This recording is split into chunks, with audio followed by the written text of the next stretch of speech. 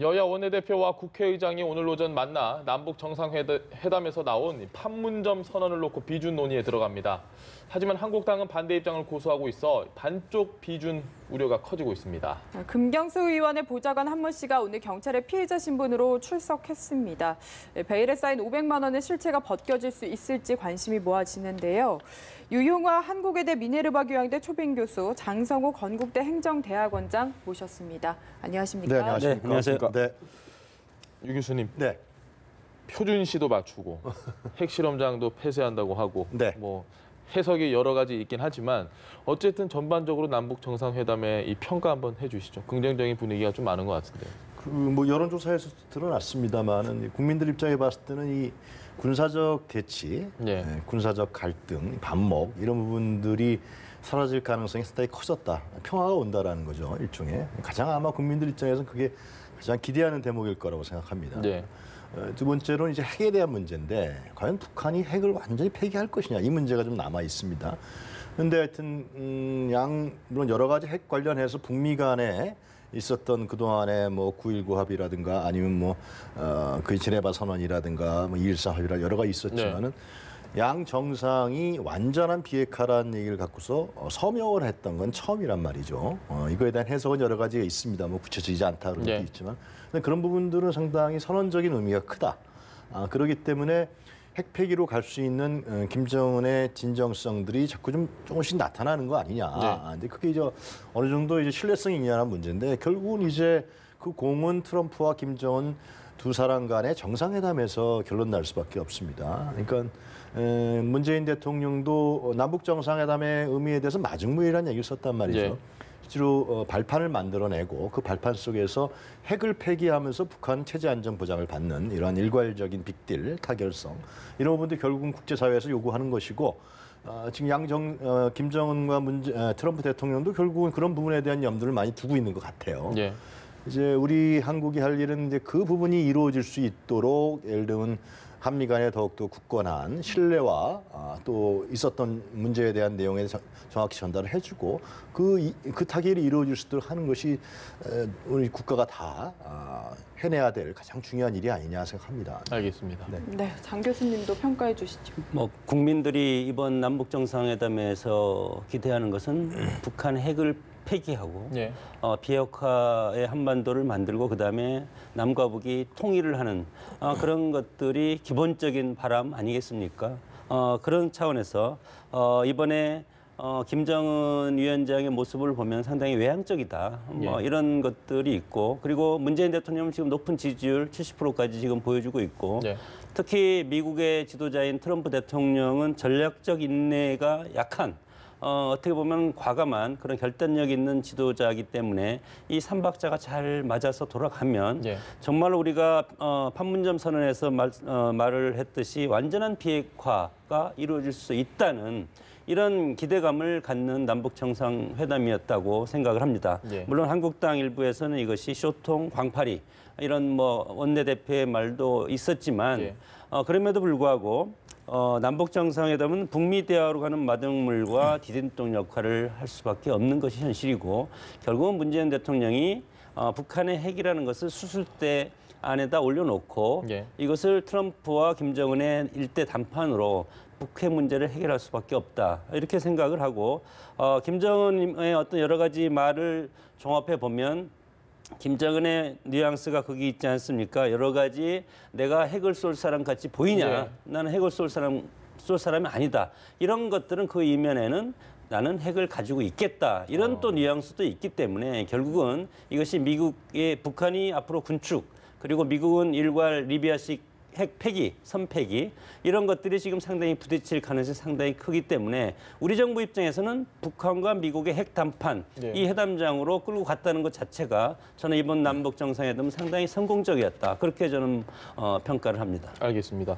한국당이 위장평화쇼다 이야기를 하고 사실 홍준표 대표가 김정은이 불러준 대로 받아 적었다라고 지금 이 판문점 선언에 대한 평가를 했습니다. 물론 야당이 그럴 수는 있다라고 분명히 뭐 이해는 되는 부분이 있는데 좀 너무 인색한 게 아닌가라는 생각이 들기도 하거든요. 어떻게 보십니까? 물론 이제 그 홍준표 대표가 우려하는 점은 충분히 아마 정부나 예. 여권에서도 저는 인지할 거라고 생각합니다. 그것은 결국 기존의 북핵과 관련된 다자회담, 양자회담, 육자회담 이런 부분 속에서 이것이 해놓고서 그 다음에는 핵 개발을 계속 한다든가 그러면서 또 이제 정권이 바뀌고 한국도 그렇고 미국도 그렇고 예. 또 북한은 계속해서 핵이라는 걸 갖고서 극단적인 체제 생존 전략을 펴왔던 것은 사실입니다, 실은. 그런데 이제 상황이 좀 많이 바뀌고 있는 거죠. 홍 대표가 그 점을 좀 이해해 주셨으면 좋겠는데, 그러니까 지금은 김정은에게 봤을 때는 선택의 카드가 그렇게 많지가 않아요. 완전히 이제 압박과 제재가 국제사회에서 이루어지고, 그리고 이제 핵을 통해서 그동안에 버텨온 거거든요. 이 극단적인 체제 승진은 왜 그걸 그렇게 버텨왔느냐? 그것은 결국은 자기 자신이 그 김정은 정권이 체제 안정 보장을 받고 그 다음에 내부적 자원이 완전 고갈돼 있는 상황 아닙니까? 북한이. 그래서 외부적인 국제사회의 지원을 통해서 해결할 수밖에 없는 상황으로 가 있단 말이에요. 김정은 선택도 사실상 어떻게 보면은 국제정치적으로 봤을 때도 별로 없다. 마찬가지로 미국도 지금 말씀하셨습니다. 선핵 폐기를 많이 주장해 왔단 말이죠. 그다음에 체제 안전 보장을 얘기했는데 트럼프 대통령이 되면서 그전에 그러한 미국의 북미 간의 전략 부분에 있어서 단계적으로 보상하는 이런 어떤 해결 방식이 한계에 다다랐고 그다음에는 이제는 트럼프 대통령이 얘기한 것은 결국 좀 타협할 가능성이 있는 거 아니냐. 그것은 이제 정치적으로 생각했을 때 중간 선거라든가 자신의 재선 문제, 북핵 문제를 해결하려고 하는 미국의 위대한 대통령 이런 이미지 이런 부분들이 있기 때문에 타협할 가능성이 있다. 그것은 일괄 타결이다. 결국은 이런 부분이 있기 때문에 이런 흐름이 가고 있다라는 거거든요. 그런데 이제 홍준표 대표는 과거의 생각만 지금 하고 계시는 거죠. 그런 측면에서 봤을 때 상당히 좀 전향적으로 좀 판단할 필요가 있다. 이 흐름이 있다라는 거죠. 또 국민들도 이런 부분을 원하고 있는 것이고 실제로. 그래서 차라리 저는 야당이라 그러면은 좀 이번 남북 정상회담에서 미진한 부분이 있는 부분도 있어요. 예를 들면 국민적 관점에서의 이산가족 문제. 8월 15일에 한 달 더 땡길 수 있었거든요. 이런 문제. 또 개성공단 부분도 지금 중소기업과 그 직원들이 많은 피해를 받잖아요. 유엔 제재가 풀리면은 개성공단을 빨리 재개한다라든가 이런 부분들을 왜 정부가 안 했느냐 이렇게 얘기할 수도 있는 것이고.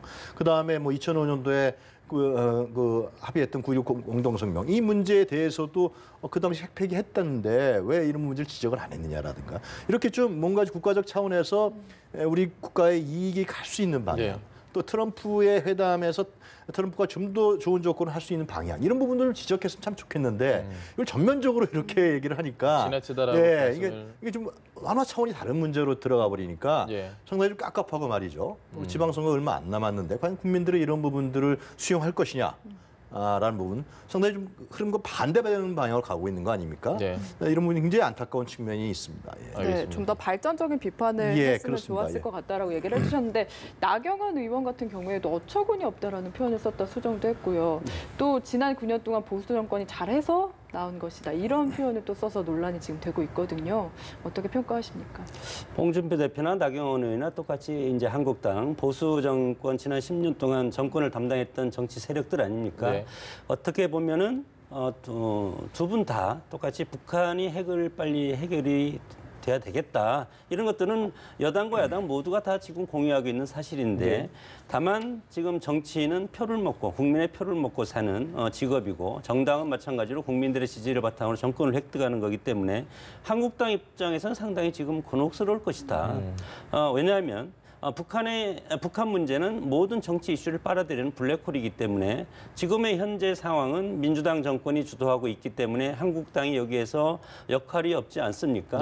물론 50대 50으로 어떤 역할을 해서 국민들이 똑같이 평가를 해준다면 한국당도 저는 적극적으로 참여를 해서 미래의 북한 핵을 포기할 수 있는 전략을 같이 머리를 맞대고 할 가능성이 상당히 큰데 지금 같아서는 문재인 정부, 문재인 대통령이 주도하는 지금 운전자론이 상당히 탄력을 받고 있기 때문에 고스란히 이것은 이번 지방선거에 민주당한테 상당히 우호적인 여론이 형성될 가능성이 있다는 것이 한국당으로서는 여러 가지 백약이 무효다. 이런 이제 한계점을 볼 수가 있는 것인데 그래서 한국당으로서는 얘기할 수 있는 것이 우리가 과거 10년 동안 북한의 핵을 처리를 북한의 압박도 해보고 했지만 북한은 도발을 하고 보상을 받고 다시 도발을 계속 해왔다. 이번도 마찬가지로 북한이 얘기했던 거 김정은 위원장이 KTX를 평양 신의주까지 설치해달라고 이런 것들 하면 돈이 상당히 들어갈 것이다. 그런 한계를 네. 지적하고 있다고 봅니다. 알겠습니다. 이 남북 정상회담과 관련한 야당의 반응, 특히 제1야당인 한국당의 반응에 대해서 저희가 좀 이야기를 했는데 김성태 원내대표가 이런 얘기를 했습니다. 남북 정상회담은 남북 정상회담이고 드루킹은 드루킹이다. 특검 관련해서 지금 주말에도 계속해서 이 특검 촉구 대회를 열고 이 부분 어떻게 보십니까? 이게 저도 그렇다고 봅니다. 예. 근데 이제 이게 남북 정상회담을 자꾸만 야당에서 정쟁화시키는 거는 저는 지방선거 전력에 결코 도움이 안 된다고 봅니다. 예. 그러니까 남북 정상회담 문제와 핵 문제는 결국은 국가적인 이익 문제고 민족적인 이익 관계 문제거든요. 그거는 분리시킬 필요가 있어요, 야당도요. 예. 이거는 예를 들면 아까 제가 말씀드린 것처럼 전향적 입장에서 이것이 잘 성사가 되고 혹시 우리 정부가 과도하게 한다든가 미진하게 한다든가 아니면 김정은한테 끌려간다든가 아니면 그 공이 다 트럼프한테 간다든가 뭐 이런 부분에 대해서 예를 들면 문제점을 지적하면서 이것이 우리 민족적 이해관계, 국가적 이해관계로 가져가게 하는 네. 부분에서 한 축을 야당도나 설정할 필요가 있다고 생각해요. 그렇지 않으면은 지금 야당에서 우려하는 대로 이 남북 정상회담의 영향을 지방선거에서 많이 받을 수가 있고 오히려 역풍을 받을 수가 있다는 겁니다. 한국당이. 네. 그래서 그렇게 해놓고 다른 축으로 예를 들면은 지금 나와 있는 뭐 드루킹 문제라든가 경제 문제라든가 지방선거의 현안들이 많이 있지 않습니까? 지금 여러 가지 국회에서 현안도 있고 이렇게 나가는 것이 저는 맞다고 보여져요. 근데 오늘도 보면 이제 원래 그 국회에도 김성태 원내대표가 소집을 요청한 거예요. 네. 그래서 네. 정세균 의장이 오케이해서 5월 1일 날 열리기로 한 거 아닙니까? 예. 근데 또 드루킹 특검을 안 받으면 나는 뭐 또 국회에 뭐 복귀할 빌성국회가 되는 거네요. 참 좀 이상하게 된 거예요. 자기 자신이 요청했는데 또 이렇게 좀 어불성설이 돼버린 형상이 됐는데. 예. 예, 물론 이제 저 우원식 원내대표가 이제 사실상 얼마 안 남았죠. 네. 5월 12일인가 13일 날 이제 원내대표가 민주당 원내대표가 다시 이제 선출될 선출을 해야 텐데 돼요. 예. 그런 여러 가지 문제도 있지만 하여튼 이번에는 좀 의사 일정 정도는 합의하는 정도 수준에서 최소한 그리고 그런 다음에 국회에서 문제를 풀어가는 거. 예. 그러면 지금 조명규 장관이 민주당을 갔습니다마는 사실 조명규 장관이 국회에 나와야 되거든요. 예. 상임위에 나와서 예. 상임위에 나와서 남북 정상회담에 대해서 내용에 대해서 국회의원들한테 보고하고 국민한테도 보고하는 거니까 구체적으로 질의도 받고 신문도 받고. 네. 물론 오늘 뭐 그냥 나온 소식입니다만 청와대에서 5당 대표 그 회담을 하겠다 네. 대통령이 그런 얘기를 했습니다만은 그런 부분들이 좀 만들어지는 네. 것이 저는 뭐 여당도 좋겠지만은 네. 야당한테는 나쁘지 않다 생각합니다. 장 교수님 지금 지방선거 얘기를 좀 하고 있었거든요. 네. 지방선거에서 이 드루킹 이슈를 과연 한국당이 계속해서 이렇게 끌고 가면 남북 정상회담은 어느 정도 성공리에 맞췄다라는 여론이 좀 많긴 한데 과연 6월 13일까지 이 상황이면 누구에게 좀 더 유리해질 것인가? 드루킹을 계속 이야기를 하는 한국당이 반전을 꾀할 수 있을 것인가? 어떻게 예상을 하십니까? 그 뭐 누가 유리 불리를 떠나서 예. 집권 여당은 미래를 보고 앞으로 나가야 되는 것이 집권 여당의 숙명이고 야당이라는 것은 국정을 끌고 나갈 수 있는 포지션이 없지 않습니까? 예. 그렇기 때문에 정권에서 실수한 부분을 찾아서 그것을 질타하고 대안을 마련하고 공세를 취하는 것이 야당으로서 이제 선명성이라고 생각을 하는데 드루킹 이 자체가 잘못된 것 때문에 지금 구속된 것 아닙니까? 예. 그래서 한국당 입장에서는 그렇다고 해서 지금 남북 관계와 관련돼서 한국당이 적극적으로 드라이브를 걸 수 있는 부분이 없지 않습니까? 예. 이런 상황에서 지금 또 정당으로서는 국민들한테 존재감을 과시를 해야 되고 그러기 위해서는 야당은 시끄러워야 되는 겁니다. 과거에 야당들이 다 그렇게 했고 이런 상황에서 한국당이 할 수 있는 부분이 거의 없다. 이런 상황으로 보면은 고육지책으로 드루킹 특검을 계속 요구하고 네. 지금 국회 할 일을 안 하고 있지 않습니까? 예. 역대 국회가 지금 계속 그렇게 해 왔는데 이것이 이제 뭐 소위 말해서 칼막스가 얘기했던 유종 소외인데 국민한테 나를 뽑아달라고 할 때는 적극적으로 내가 열심히 일하겠다고 하고 예. 하인처럼 하지만 일단은 국회의원이 되고 나서는 권력자 지위에 올라가서 유권자를 하인처럼 생각하는, 노예처럼 생각하는 이런 것들이 정치 권력의 속성입니다. 이런 상황에서 임시국회를 소집해놓고 지금 하루도 열지 않고 그냥 오늘 또 폐회되는 이런 것들이 국회에 맞습니까? 저는 상당히 아닌 것 같아요. 임시국회가 아니고 그냥 뭐 매달 24시간 임시국회입니다, 지금. 국회 총선 지난 총선 때 뭐라고 그랬습니까? 여야가 공이 24시간 불이 켜지는 예. 일하는 국회를 만들겠다고 했는데 지금 정쟁에 가려서 그리고 합의 정신이 실종되고 여기에다가 합의될 수 없는 선진화법을 만들어 놓고 3분의 2가 찬성해야 되는 것은 개헌 정족수입니다. 이런 것들을 하는 것은 누구나 좋아하는 법은 다수결의 원리가 지배하는 것이 아니고 네. 아무것도 하지 않는, 특히 갈등이 많은 우리 사회에서는 이것이 있을 수 없는 법이 아닙니까? 이런 상황에서 여러 가지가 묶여져 있어서 상당히 어려운 상황인데 여기에 북한 문제, 남북 문제가 상당히 지금 위급한 시기에 달려 있고 물론 지방선거도 코앞에 있지만 정당 입장에서는 국가적인 대사도 중요하지만 선거도 상당히 네. 중요하다고 저는 생각을 하기 때문에 이런 정쟁이 있을 수밖에 없다. 뭐 그렇게 생각하고 결국 이것은 유권자들이 표로서 판단을 해야 된다고 봅니다. 알겠습니다. 네, 오늘 대담 이야기 여기까지 듣겠습니다. 유용화 한국외대 미네르바 교양대 초빙 교수, 장성우 건국대 행정대학원장과 함께했습니다. 말씀 잘 들었습니다. 고맙습니다.